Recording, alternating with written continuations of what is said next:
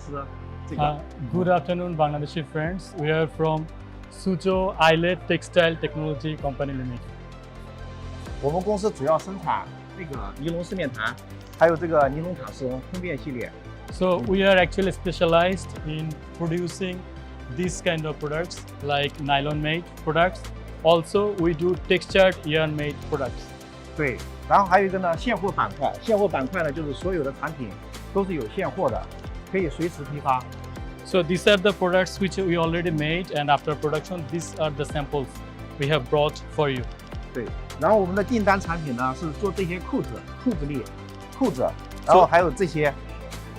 So these are the products which we got the order, and after the order is achieved, we made these products. 我们为什么会来到孟加拉市场呢？是因为孟加拉市场比较大，然后呢又比较适应我们的化纤输出面料，所以我们想来开拓一下孟加拉市场。 So why did we come here in Bangladesh? We think that Bangladesh market is very big, and we want to take the opportunity to develop our products and to explore this market.